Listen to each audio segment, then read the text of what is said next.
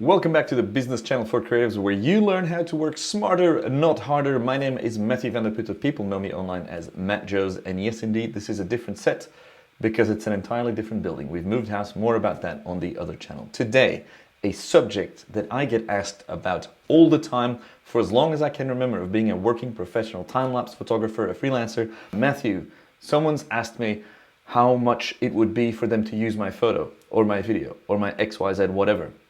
How do you come up with the price point? How do you come up with the price, the cost for this license? Because that's what it is. They're not buying your photo or your video. They're buying a license to use it in a certain way. So here are a few answers to your questions. First of all, the first thing you should do is ask them how they intend to use it. Ask the potential client every single thing you can find out.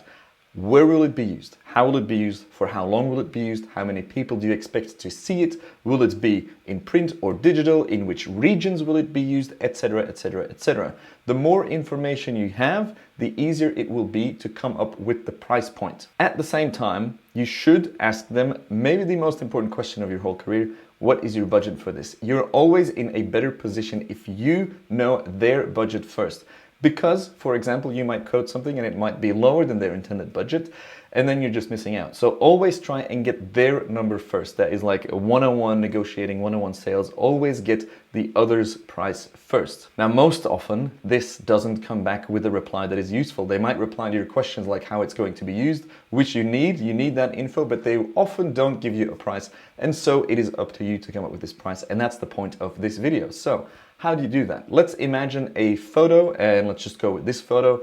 Somebody wants to use that photo for a digital social media campaign, let's call it that. Now, how do you come up with the price? Well, it's rather quite simple. You go to a website, a stock footage website or a stock imagery library website, whatever, and you look for a photo that is similar to the photo that you have. So in this case, I'd be looking for something like that. And then you can use that platform's pricing calculator using all the info that you got in your first question to come up with the price point for the intended usage. Now that you've got your price point, you can get back to the client, send them a screenshot of that calculator, or just put it in an email and tell them exactly how much it would be for that intended usage. And then you can probably start negotiating, because most often, depending on the agency and the size of the firm or whatever it is that you're working with, most often this price is much higher than what people had intended. So it's up to you to start negotiating. Now, negotiating is an entirely different playlist of videos that we might get to in the future, but I today wanted to give you this quick tip on how to license content based on similar content. If the photo that you're licensing, by the way,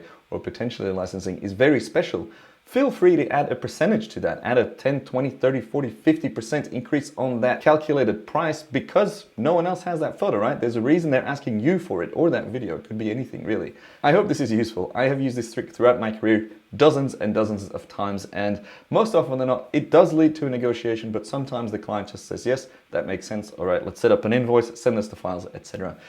And that's pretty much that. If you want to see more videos, please give me some suggestions in the comment box down below. And if you're not subscribed yet, please subscribe. Thanks for watching, and I'll see you on the next one.